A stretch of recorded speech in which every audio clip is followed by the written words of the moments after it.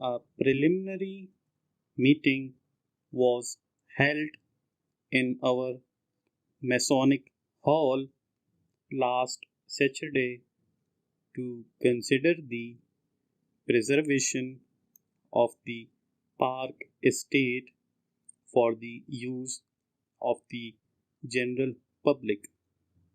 Several peculiar circumstances have prejudiced the consideration of the matter in the past, and the peculiarity of the case, when published in the newspaper, arrested the attention of many local celebrities who saw that action was necessary if the reputation of the town was to be upheld.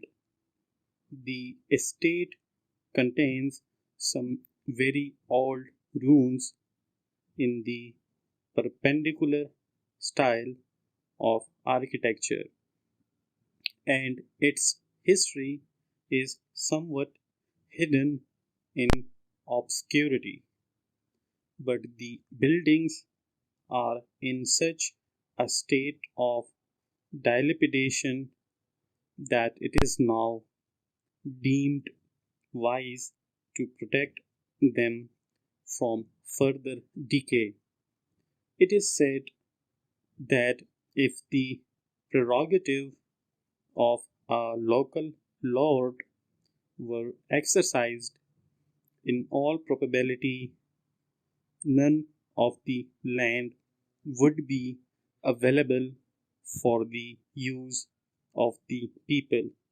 But as this is very improbable, we need not enter upon a debatable topic which might cause us to show any but charitable feelings. At the meeting, the chair was taken by a publisher who practices much real charity and who has distinguished himself on the local bench, a tribunal of which we are proud. On the platform were Mr. Arthur Johnson. He has performed signal services for his town. Mr. James Smith, the applicability of whose impracticable and republican theories is of little account in the performance of our daily duties, and Dr. Rawson, a very proficient master in the art of logic and one who has a very wide practice among some of the best families of the district. In the preliminary announcement published on Thursday, the public were made aware of the deficiency in the income of the Performers Society, which performs good work in a most practicable manner. The offices of the society are situated in a building which is a fine example of the perpendicular architecture, but is in a state of decay. Lately, there has been a discussion among the members on the powers of the committee, and many divergent views were expressed by the chairman and other members. As a tribunal, the committee do not always show a dignified attitude. Among other observations, some of which were extremely strong in tone, the chairman, a person of prejudiced views, said there were many difficulties in the way, but it was not at all improbable that our new patents would revive our trade in the South American republics, as they were peculiarly applicable to the wants of its people.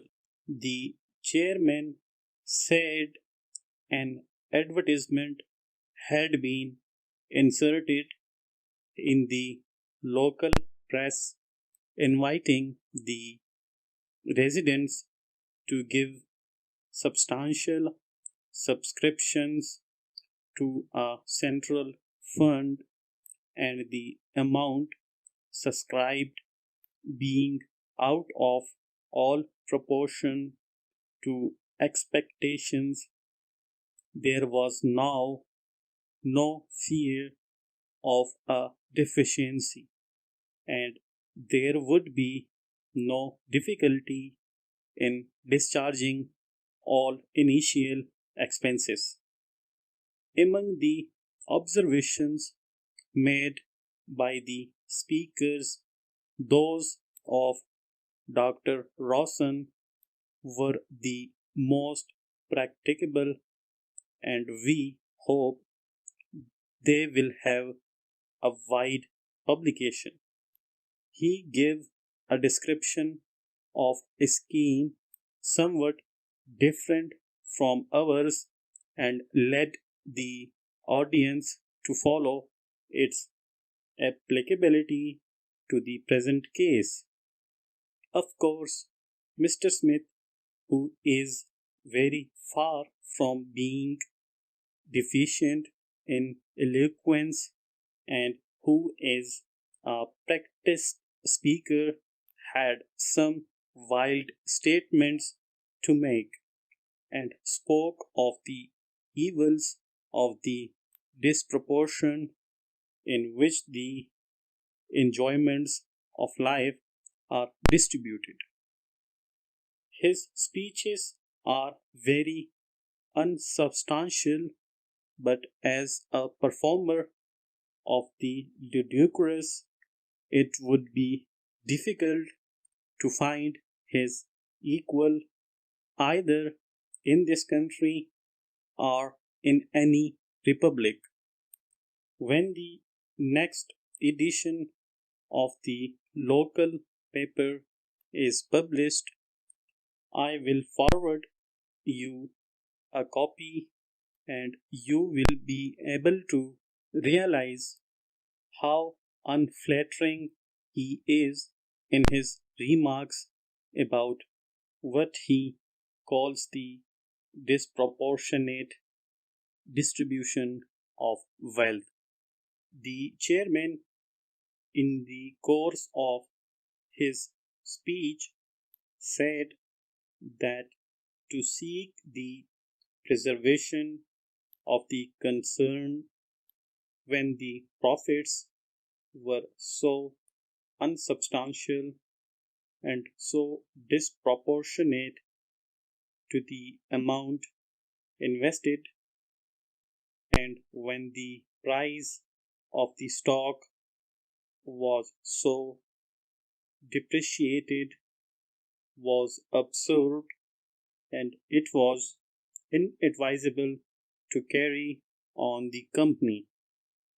The advertisements in the paper are out of all proportions to the news, which is very deficient, and we marvel at the prosperity of the publication and the confidence of the publishers. It has often subscribed substantial amounts to public funds opened its columns for national subscriptions and given distinguished services to the cause of charity.